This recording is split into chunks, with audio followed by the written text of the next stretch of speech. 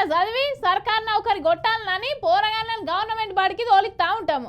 అందులో సుత మంచి చదివే ఉంటుంది, మధ్యాహ్న భోజనం సుత పెడతారు.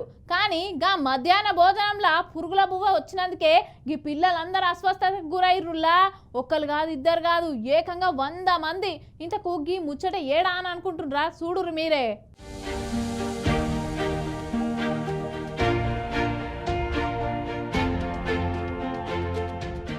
ఈ నడుమ సర్కారు స్కూళ్ళల్లా, హాస్టళ్ళల్లా, కాలేజీలల్లా భోజనం పెట్టే కాడ నీళ్ల చారు, పురుగులన్నం, పురుగుల సాంబారు గివే కేసులు నమోదవుతున్నాయి ఏవైనా. అయితే గిట్లా జరిగినప్పుడు ఏం చేస్తారు? ఆ పొల్లగన్లను దవాఖానలలో షరీక్ చేస్తారు కదా.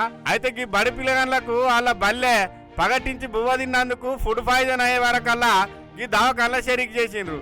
అయితే ఈ దవాఖానలో కూడా గదే పురుగులు అన్నం పెట్టిల్లట. యోగి చిన్నోడేమో చెప్తా నేను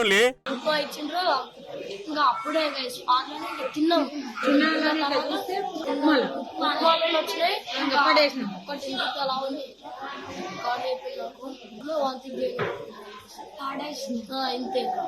విన్నారు కదా, యోగి లీడర్ అన్నలు కూడా వచ్చి ఏమో మాట్లాడుతాను నేను.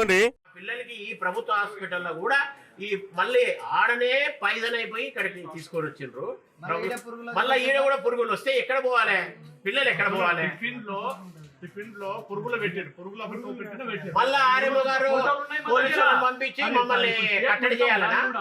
ఇక గిటు చూడుగా ఈ ముచ్చట తెలిసిన మాజీ మంత్రి శ్రీనివాస్ గౌడ్ అన్న కూడా పిల్లగాళ్లను పరామర్శించి ప్రభుత్వం తీరుని ఎట్లా ఎండగట్టిండో మీడియా ముందట చూడు. నీటు అనుకుంటుండొచ్చు 4 సంవత్సరాలకు మమ్మల్ని ఎవడే పీకలేడు, మేము పురుగులన్నం పెడతాం, విషయం పెడతాం, చంపేస్తాం, మాట్లాడిన కేసులు పెడతాం, జైల్లో పెడతాం, రకరకాలుగా దొంగ కేసులు పెట్టి చిత్రీకరిస్తామని చెప్పి మీరు అంటుండొచ్చు కాక అవన్నీ జరగవు.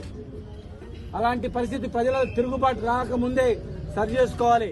ఇక ఈ ముచ్చట సీఎం రేవంత్ సార్ చెవులో కూడా వాడే వరకల్లా నారాయణపేట జిల్లా కలెక్టర్ సార్కు ఈ ముచ్చట మీద పూర్తి నివేదిక అర్జెంట్ గా పంపాలని ఆదేశాలు ఇచ్చిండట.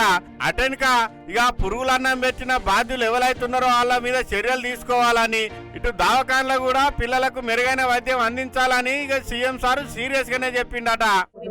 పిహెచ్సి డాక్టర్ వచ్చారు. ఆ పిహెచ్సి డాక్టర్ చూసిన తర్వాత వెంటనే 15 మెంబర్స్ లకి సిహెచ్సి మొత్తం షిఫ్ట్ చేయడం జరిగింది. అయితే ఏజెన్సీ మీద బాగా కంప్లైంట్స్ ఉన్నాయి హాస్పిటల్ కాంగ్రెస్.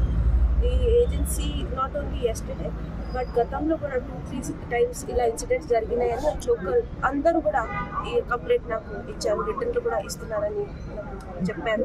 సో ఈ ఏజెన్సీ మీద నిన్ననే నారాయణపేట్ టర్మినేషన్ ఆర్డర్. అయితే ఈ పురుగులు పడ్డ బువ్వదిని మొత్తం 50 మంది దాకా అస్వస్థకు గురి అయితే 15 మంది పిల్లగాళ్ళ దాకా బల్లెనే కోలుకున్నారు. కానీ ఇక మిగతా వాళ్ళకు కొంచెం ఎక్కువ ఇబ్బంది అయ్యేసరికల్లా వాళ్ళను మక్తల్ దవాఖానలో షరీక్ చేసిండ్రు అన్నట్టు. ఇక రాష్ట్ర ముఖ్యమంత్రి సారు చెవులనే పడ్డది కాబట్టి ఇకనన్నా మరి రాష్ట్రంలో ఉన్న అన్ని ప్రభుత్వ పాఠశాలల్లో, హాస్టళ్లలో, కాలేజీలలో పగటి బువ్వ పెట్టే కాడ పొలగన్లకు పురుగులు లేకుండా బువ్వ పెట్టి మాది ప్రజాపాలన అని నిరూపించుకుంటారా లేదా అని అంటారు ఈ ముచ్చట తెలిసిన జనాలు.